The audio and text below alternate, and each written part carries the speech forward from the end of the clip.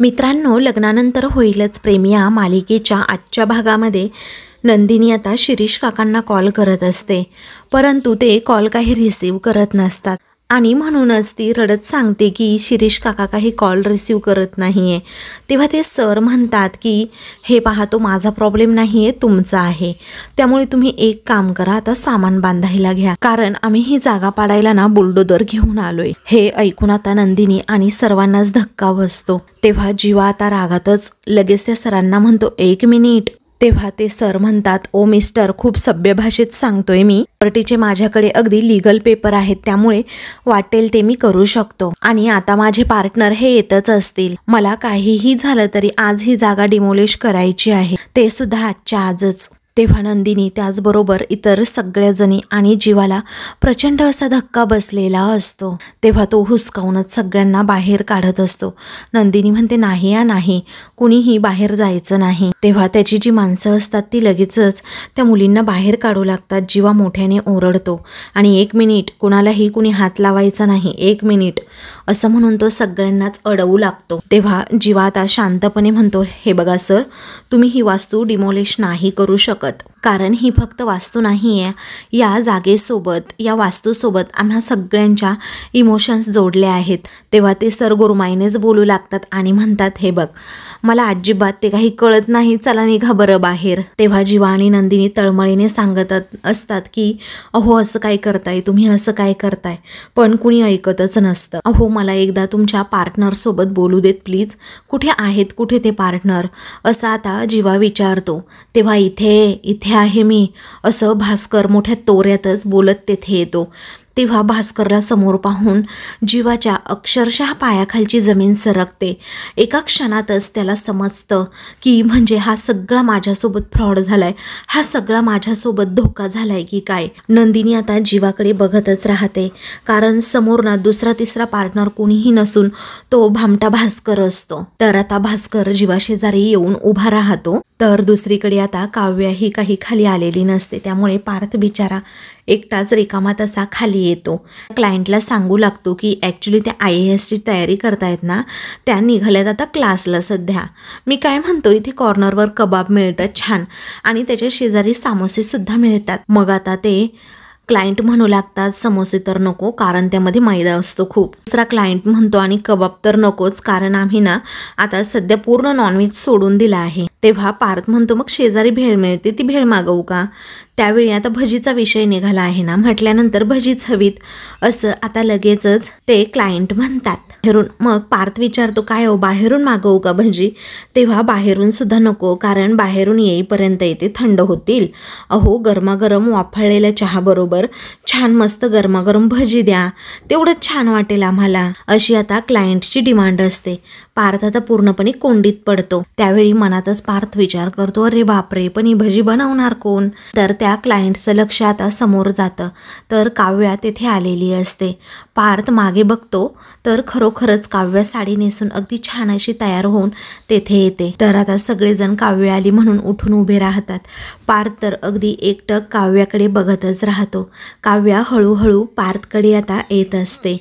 तर आता काव्याने मस्त सुंदर अशी साडी नेसलेली असते, त्याचबरोबर केससुद्धा मोकळे सोडलेले असतात। काव्य अगदी छान पार्थसाठी तेथे तयार होऊन आलेली असते। तेव्हा ते पाहून पार्थला खूपच आनंद होतो, तर तो अगदी नव्यानेच पुन्हा एकदा तिच्या प्रेमात पडतो। दोघेही एकमेकांकडे खूप म्हणजे खूपच वेळ बघत राहतात। तेव्हा ज्या क्लायंटने आता त्या दोघांनाही ट्विन्स घड्याळ दिलेलं असतं, त्या क्लायंटच्या अगोदर काव्या पाया पडते आणि म्हणते, चांगला आशीर्वाद द्या हां, असं म्हणून ती पाया पडते। तर सौभाग्यवती भव असा आशीर्वाद ते देतात। मग काव्या आश्चर्याने त्यांच्याकडे पाहतच राहते। मग आता ते म्हणतात की ही तुमची लाखात एक जोडी कायमच अशी घट्ट एकमेकांना चिकटून राहावी। त्यावेळी पार्थ आणि काव्या एकमेकांकडे आता बघतच राहतात। त्यानंतर ते क्लायंट म्हणतात, अहो काव्या मॅडम तुम्ही इथे कशा? कारण पार्थ तर म्हणाले तर अभ्यास करत आहात म्हणून. तेव्हा काव्या सांगते, अहो काय आहे ना, माझ्या अभ्यासाचं टेन्शन माझ्यापेक्षा यांनाच जास्त आहे. तेव्हा चांगलंच आहे की, अहो नशीब लागतं हा असा नवरा मिळायला, असं आता ते क्लायंट म्हणतात. काव्या आणि पार्थ मग एकमेकांकडे हळूच बघतात आणि अगदी लाजत लाजत एकमेकांकडे बघून आता ते दोघेही हसत असतात. त्यानंतर आता क्लायंट म्हणतात, ऐका ना जरा कांदा भजी मिळाली तर बरं होईल. त्यावेळी काव्या म्हणते नाही मिळणार. मग आता सगळेजण काव्याकडे बघतच राहतात की ही तर डायरेक्ट सरळ सरळ बोलली की नाही मिळणार म्हणून. पार्थला पण जरा टेन्शनच येतं, तो डोक्याला हात लावतो. काव्या हसते आणि म्हणते, हो कांदा भजी करायची म्हटल्यानंतर बटाटा भजी तर आलीच ना. बटाटा भजी करायची म्हटल्यानंतर या दोघांच्याही जोडीला वाफाळता गरमागरम आलं टाकून केलेला चहा सुद्धा आला.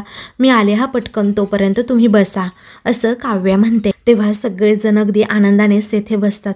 तर पार्थ अजूनही वेड्यासारखा अगदी काव्याकडे पाहत असतो आणि अगदी तिच्या प्रेमामध्ये वेडाच झालेला असतो. सारखा तिला बघत असल्यामुळे काव्यालाही थोडं लाजल्यासारखं होतं आणि काव्यसुद्धा त्याच्याकडे सारखी बघत असते आणि मग नंतर किचनमध्ये जाते. तर आता दुसरीकडे जीवा धक्क्यानेच भास्करला म्हणतो, काय भास्कर काका हे तुमचे पार्टनर आहेत का? तेव्हा भास्कर हसत सांगतो, जीवा अरे हेच आपले इन्व्हेस्टर आहेत. हे ऐकून जीवाला तर प्रचंड धक्का बसतो. मग आता तुमची अजून ओळख झाली नाही ना, ते आहेत राजन जाधव, अशी भास्कर ओळख करून देतो. आणि राजन हे आपले जन्मजेय. तेव्हा राजन विचारतो, ओके तुम्ही जन्मजेय आहात का? सॉरी हा, आपली भेटच झाली नव्हती ना म्हणून मी ओळखलं नाही तुम्हाला. तेव्हा नंदिनी आता जीवाकडे बघत राहते. नंदिनीला सगळं काही आता एका क्षणातच समजून जात की यांनी ना जीवाला आता फसवलंय. त्यानंतर भास्कर विचारतो, नंदिनी बेटा तू कशी आहेस? तेव्हा एक मिनिट हा, असं म्हणून ती जीवाला जाब विचारते, काय हो जीवा काय चाललंय काय हे नक्की? त्यावेळी जीवा म्हणतो, एक मिनिट नंदिनी मी बोलतो आता यांच्याबरोबर, असं म्हणून तो भास्करला विचारू लागतो की अहो भास्कर काका हे म्हणतायत की यांनी ही जागा विकत घेतली आहे. अहो यांना सांगा ना की हे सगळं थांबवायला प्लीज अशी रिक्वेस्ट तो करू लागतो. तेव्हा भास्कर हसतो आणि म्हणतो, जीवा तू हे काय बोलतोस बाळा? अरे त्यांना जर थांबवलं तर तुझं काम नाही थांबणार का? तेव्हा जीवा आता धक्क्यानेच एकमेकांकडे बघू लागतो. नंदिनी विचारते, म्हणजे नक्की काय म्हणायचंय तुम्हाला? तेव्हा भास्कर म्हणतो की म्हणजे आम्ही इथे जीवाच्याच कामासाठी आलोय. तेव्हा जीवा आता धक्क्यानेच नंदिनीकडे बघतो आणि विचारतो, काय म्हणजे नक्की काय म्हणायचंय भास्कर काका तुम्हाला? माझं काम म्हणजे? तेव्हा भास्कर म्हणतो, अरे बेटा तुझ्या लो कॉस्ट हाऊसिंगचं स्वप्न, अरे मला सांग ही जी काही वास्तू आहे ती पाडल्याशिवाय पूर्ण होणार आहे का हे काम? अरे हीच ती जागा आहे आणि ज्या जागेबद्दल मी तुझ्याशी ऑलरेडी बोललो आहे. जीवाला जेव्हा सांगण्यात येतं ना तेव्हा मात्र जीवा पूर्णपणे हादरून जातो, त्याचबरोबर नंदिनी देखील. तेव्हा जीवा आता मोठ्यानेच विचारतो, हो काका आपण या जागेबद्दल कुठे बोललो होतो? आपण ज्या जागेवर आपलं लो कॉस्ट हाऊसिंग बनवायचंय किंवा उभं करणार होतो ती जागा तर रोझी गार्डनच्या इथे आहे ना. तेव्हा नंदिनी धक्क्यानेच म्हणते, काय जीवा? नंदिनी वास्तर रोझी गार्डनच्या इथेच येतं. तिने सांगितल्यानंतर जीवा पुन्हा एकदा धक्क्याने तिच्याकडे बघतो. तेव्हा नंदिनीला आता जीवा म्हणतो, थांब नंदिनी एक मिनिट थांब, काहीतरी ना घडलं इथे, असं म्हणून तो भास्करला म्हणतो की जेव्हा तुम्ही मला मॅप दाखवला होता तेव्हा तुम्ही मला सांगितलं नाही की या जागेवर आनंद निवास उभा आहे. मग भास्कर हसून म्हणतो, करेक्ट, अरे मी तेच तर सांगतोय जीवा तुला, अरे मी तुला हाच मॅप दाखवला होता की नाही? असं म्हणून आता भास्कर डायरेक्ट मॅपच दाखवतो आणि म्हणतो, नंदिनी हा मॅप करेक्ट आहे की नाही सांग बरं. तेव्हा नंदिनी म्हणते, जीवा हाच तो मॅप आहे. मग आता तो नंदिनीला सांगतो, नंदिनी हे बघ ही ती जागा आहे ना, हे खरंच मला माहीत नव्हतं. तेव्हा भास्कर म्हणतो, असं काय करतोस रे जीवा तू? हे बघ तू तर मॅप बघितला होतास, ही जागा जुहू चौपाटी जवळ आहे हे सुद्धा तुला माहीत होतं आणि याचे सगळे डिटेल्स मी तुला दिले होते ना. तेव्हा आता जीवाला ते सगळं आठवतं आणि नंदिनी ओरडते, काय हो जीवा हे सगळं काय चाललंय? हे बोलतायत ते खरं आहे का? सांगा बरं. मग आता जीवा अगदी तळमळीने सांगतो, नंदिनी तेव्हा मला हे माहीतच नव्हतं की ही जागा ती आहे म्हणून. अगं तेव्हा नंदिनी रडतच विचारते, हो काय बोलताय तुम्ही तर जागा बघायला गेलाच असाल ना? जीवा म्हणतो, नाही ग नंदिनी नाही गेलो जागा बघायला. अगं माझ्याकडे वेळच नव्हता आणि माझ्याकडे डेडलाईन होती. मी बघायला गेलो असतो तर हे झालंच नसतं अगं.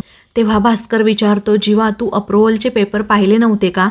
मग जीवा विचारतो, काय मग नंदिनी म्हणते काय अप्रुव्हलची पेपर म्हणजे? भास्कर लगेचच आता नंदिनीकडे पेपर्स देतो आणि जीवाने अप्रुव्हलवर सहीसुद्धा केली आहे आणि त्यावर मी काय लिहिलंय की याच जागेवर त्याला त्याचं प्रोजेक्ट उभं करून हवंय म्हणून. नंदिनी एकूण एक पेपर आता चेक करू लागते. तेव्हा आता नंदिनीला सगळं आठवतं. जीवा काय बोलला होता ते की आनंद निवासचं रेंट ॲग्रीमेंट कधी संपतंय. त्याचबरोबर मला असं वाटतंय तो जीवासुद्धा माझ्याबरोबर खोटं बोलला आणि याच जागेबद्दल तो मला म्हणत होता की ठिकाणी खूप शांतता आहे आणि खूप सुंदर जागा आहे समुद्रकिनारी, असं फोनवर मी ऐकलं होतं. पण जीवा तेव्हा माझ्याबरोबर खोटं बोलला. नंदिनीला हे सगळं आठवून आता शॉक बसतो. मग आता तिला चक्कर येऊ लागते. त्यावेळी आता जीवा तिला पकडतो, पण नंदिनी आता रागातच त्याला दूर लोटते आणि म्हणते दूर व्हा माझ्यापासनं तुम्ही. काय हो, तुमच्या स्वप्नांसाठी माझा आनंद लुबाडताना लाज नाही वाटली तुम्हाला? हे ऐकून आता जीवाला प्रचंड असा धक्काच बसतो. कारण नंदिनी आता खूपच संतापलेली असते. तिला एका क्षणात असं वाटतं की जाणून बुजून जीवाने हे सगळं काही केले मला त्रास देण्यासाठी. माझ्या भावनांचा विचार त्याने केला नाही. आणि मग जीवा हा नंदिनीकडे पाहतच राहतो. कारण नंदिनीचा खूप मोठा गैरसमज झालेला असतो. कारण जीवालाच माहीत नसतं की आपण यांच्या प्लॅनमध्ये फसलोय. तर दुसरीकडे आता काव्या ही किचनमध्ये जाऊन भजी तळत असते. त्याचवेळी पार्थ आता तेथे येतो आणि खूप प्रेमाने पुन्हा एकदा तिच्यामध्ये हरवून जातो. त्यानंतर पार्थ हळूहळू काव्याजवळ येत असतो. त्याला समजतं की चहा ओतू चाललाय म्हणून तो म्हणतो अहो असं म्हणून पटकन तो आता गॅस बंद करतो. काव्या म्हणते देशमुख, मी घाबरले ना, किती जोरात ओरडत आहो. तो म्हणतो अहो चहा ओतू गेला असता. मग आता ती म्हणते ठीक आहे. त्यानंतर आता तो विचारतो मला सांगा काव्या, तुम्ही माझ्यासाठी अभ्यास सोडून आलात ना? का आलात बरं? काव्या त्याच्याकडे मग पाहतच राहते. तेव्हा काव्याकडे त्या प्रश्नाचं उत्तर नसतं. मग नंतर ती म्हणते मला वाटलं जरा चांगुलपणा दाखवावा आणि तसंही तुमचे क्लायंट हे सिनियर आहेत ना, मग म्हटलं की त्यांना जरा खाऊ पिऊ घालावं आणि पुण्य कमवावं म्हणून हाच विचार माझ्या डोक्यात आला आणि मी इकडे आले. तेव्हा पार्थ म्हणतो अच्छा असं आहे का? तेव्हा ती म्हणते बाय द वे तुम्ही किचनमध्ये काय करताय? मग आता पार्थ हसतो आणि म्हणतो इकडे आल्याच्या चहाचा सुगंध, त्याचबरोबर भजीचा हा एवढा सुंदर असा खमंग सुवास, त्यामुळे मी अचानक असा किचनकडे ओढलो गेलो. आता मी तुम्हाला काही मदत करू का असं आता पार्थ विचारतो. काव्या म्हणते नको, असंही मला कामच वाढवून ठेवाल त्यामुळे मदत वगैरे नको. तरीही पार्थ हट्टाने म्हणतो अहो करतो ना थोडी मदत, प्लीज हा प्लीज असं म्हणून पार्थ लगेचच आता चहाचे कप घेतो आणि लगेचच गरम टोपाला आता चहाच्या हात लावू लागतो. तेव्हा त्याच्या हाताला चटका बसेल या विचाराने काव्य जोरात ओरडते अहो पक्कड घ्या ना. तेव्हा पार्थ हसतो आणि म्हणतो बाहेर पाहुणे आहेत. काव्या हळूच त्याला इशारा करून सांगते अहो पक्कड घ्या ना, पक्कड, हात भाजेल. त्यानंतर तो आता सगळ्या कपांमध्ये चहा ओततो आणि मग त्यानंतर पुन्हा हात भाजल्याची ॲक्टिंग करतो.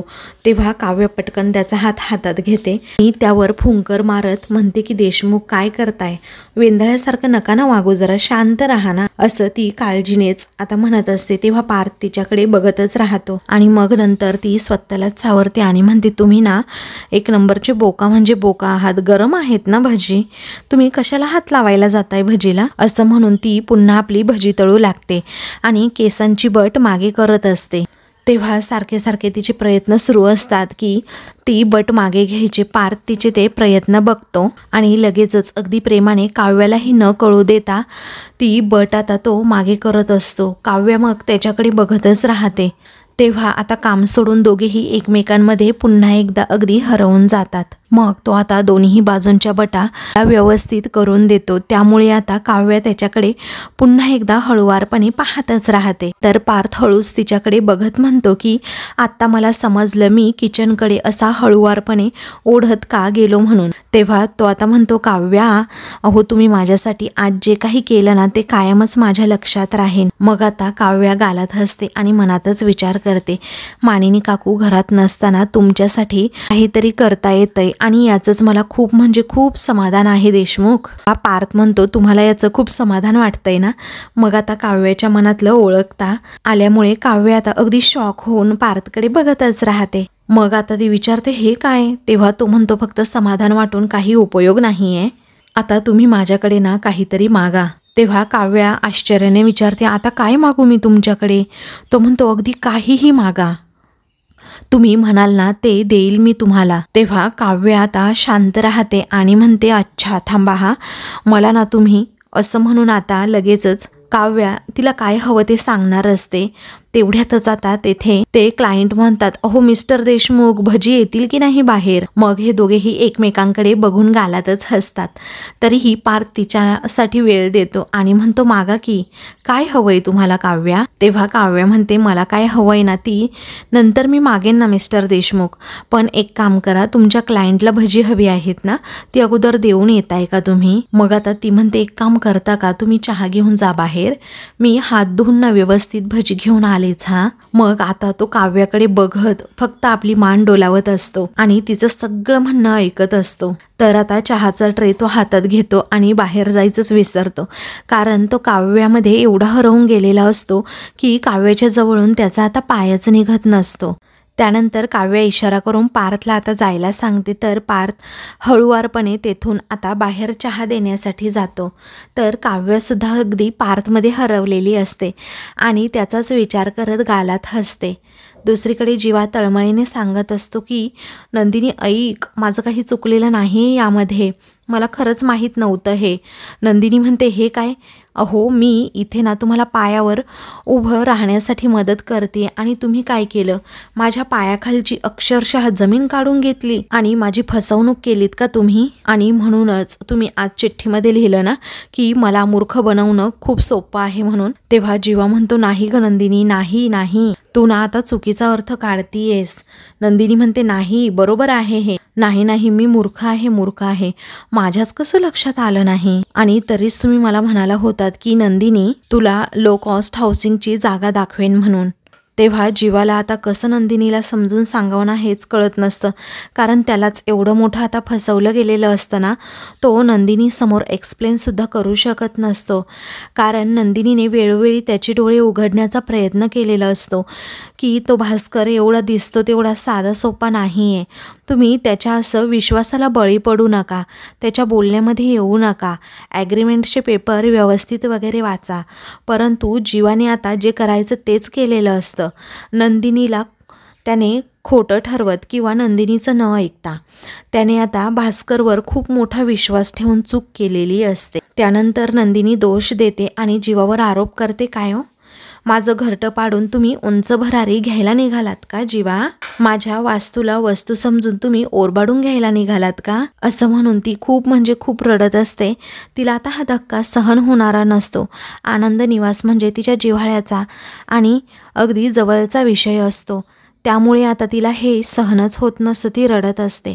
जीवा म्हणतो, नंदिनी अगं शांत हो की जरा, अगं प्लीज शांत हो, मी रिक्वेस्ट करतोय तुला, उगीचच चुकीचे तुकडे जोडून मनामध्ये भलतं चित्र तयार करू नकोस. अगोदर माझं तू ऐक जरा, आणि असं कुणाचंही ऐकून वेडावाकडा विचार सुद्धा करू नकोस. अगं नंदिनी तुला कळतंय का, मला आनंद निवासबद्दल खूप काही वाटतं आणि मला अगोदर माहीत असतं तर मी असं काहीही केलं नसतं अगं नंदिनी. तेव्हा नंदिनी रागातच विचारते, मग स्वतः येऊन जागा का नाही बघितली आणि डोळे बंद ठेवून असा व्यवहार का केलात तुम्ही? त्या दिवशीच तुम्ही म्हणाला होतात ना मला की मी एवढा बेजबाबदार वाटलो का तुला नंदिनी, की अशी न बघता सही करेन म्हणून? अहो जीवा, तुमच्या प्रोजेक्टसाठी ज्या कागदाच्या तुकड्यावर तुम्ही सही करताय तो माझ्या काळजाचा तुकडा आनंद निवास आहे, हे तुम्ही का नाही बघितलंत?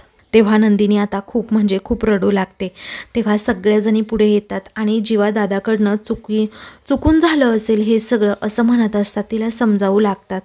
तेव्हा तुम्ही काय म्हणताय हे, अजूनही तुम्ही त्या जीवांचीच बाजू घेताय का, असं नंदिनी रागातच विचारते. तिचा जीवावर काडी मात्रही विश्वासात राहिलेला नसतो. ती रागात सगळ्यांना म्हणते, अरे तुम्हाला माहिती आहे का, आपली ही आनंद निवास पाडण्यासाठी बुलडोझर आलाय. तेव्हा जीवा आता रिक्वेस्ट करतो, अगं नंदिनी शांत हो ना, मी करतो ना काहीतरी प्लीज. तेव्हा तो रागातच म्हणतो, भास्कर काका, मला या जागेवर माझं स्वप्न तयार करायचं नाही आहे, निर्माण करायचं नाही आहे आणि हा माझा फायनल डिसिजन आहे. तेव्हा भास्कर म्हणतो, जीवा तुला हे एवढं सोपं वाटतंय का रे? अरे तुझ्या स्वप्नांसाठी ही जागा इन्व्हेस्टरने विकत घेतली आहे आणि तू आता अशी माघार घेतोस? हे बघ जीवा, तू राजन जाधव सरांशी बोल आता. तेव्हा जीवा आता बोलणार तितक्यात राजन म्हणतो, नाही कारण आता मला ना काही म्हणजे काहीही बोलायचं नाही आहे, कारण मी इन्व्हेस्टर आहे आणि ही जागा ना आता मी अगदी विकत घेतली आहे. हे सगळं मी लिगली करतोय, त्यामुळे तुम्ही मला अडवू शकत नाही. चला रे, प्रॉपर्टी तोडायला या, असं राजन सगळ्यांना आदेशच देतो. तेव्हा नंदिनी म्हणते, नाही नाही, हे आनंद निवास आहे, अजिबात तोडू नका तुम्ही हे, असं म्हणून नंदिनी धावतच बाहेर जाते आणि सर थांबाना थांबाना अशी रिक्वेस्ट करत असते. जीवा आणि सगळ्या मुली तिच्या पाठीमागे धावतात. तेव्हा बुलडोझर चालवा रे चालवा रे असं राजन मोठ्या मोठ्याने बाहेर आता ओरडत येतो. तेव्हा नंदिनी सुद्धा धावत येते आणि त्या बुलडोझर समोर उभी राहते. तर जीवा राजनला म्हणत असतो, सर प्लीज थांबवा ना. पण राजन आणि भास्करची आता एकमत असल्यामुळे त्यांनी जीवाला फसवलेलं असतं आणि त्याचा प्लॅन फेल केलेला असतो आणि नंदिनी व जीवामध्ये फूट पाडण्याचा आता हा त्यांचा पहिला प्रयत्न सक्सेस होतो. ते दोघेही आता लगेचच बुलडोझरला म्हणतात, ये पुढे. नंदिनी हात जोडून उभी असते. तो बुलडोझर नंदिनीच्या अगदी जवळजवळ येऊ लागतो. तेव्हा तो बुलडोझर थांबतच नाही. तेव्हा जीवा नंदिनी समोर जाऊन उभा राहतो आणि थांब थांब असं हात जोडतो. तरीही तो बुलडोझर थांबायचं नावच घेत नाही. पण आता नंतर सगळ्यांना खूप मोठा शॉक बसतो. सगळेजण एकमेकांकडे बघू लागतात. जीवाच्या नजरेस तिथे दुसरं कोणीतरी पडतं. त्यामुळे नंदिनी सुद्धा अगदी शॉक होते आणि जीवा सुद्धा. तर आता मित्रांनो, पुढील भागामध्ये काव्याने जी भजी बनवलेली असतात ना, ती भजी खाऊन सगळेजण अगदी तृप्त होतात. त्याचवेळी पार्थ म्हणतो, चवीच्या बाबतीत अगदी आईवर तुम्ही मात केली हा काव्या. तर काव्याला आश्चर्यच वाटतं. मानिनी आता सिनेमा पाहून तेथे येते आणि काय रे, कोणी मात केली माझ्यावर असं विचारते. दुसरीकडे जीवाने आनंद निवासची जी प्रतिकृती तयार केलेली असते, नंदिनी ती फेकून देते. जीवा म्हणतो, अगं तुटलं ना हे आनंद निवास. मग आता ती म्हणते, हे खोटं आनंद निवास तुटलं तर तुम्हाला एवढा त्रास झाला, मग माझ्या खऱ्या आनंद निवासचं काय, माझ्या मनाचं काय. तर दुसरीकडे मानिनी रागातच काव्याला विचारते, शोभतंय का तुला हे? ती म्हणते, एक आई म्हणून तुम्ही जे वागताय ते तुम्हाला शोभतं का मानिनी काकू? तेव्हा तू कायमची ना निघून जा त्याच्या आयुष्यातनं, असं मानिनी म्हणते. तेव्हा तुम्ही मला इथनं जायला सांगताय ना, असं म्हणून काव्या बॅग भरू लागते. दुसरीकडे नंदिनी सुद्धा जीवाला स्पष्टपणे सांगते, मी तुमच्यासोबत फार काळ नाही राहू शकणार, असं म्हणून जीवाच्या आयुष्यातून जाण्याचा ती निर्णय घेते. जीवाला धक्का बसतो. अशाच मालिकेंचे पुढील भाग पाहण्यासाठी चॅनलला सबस्क्राईब करा.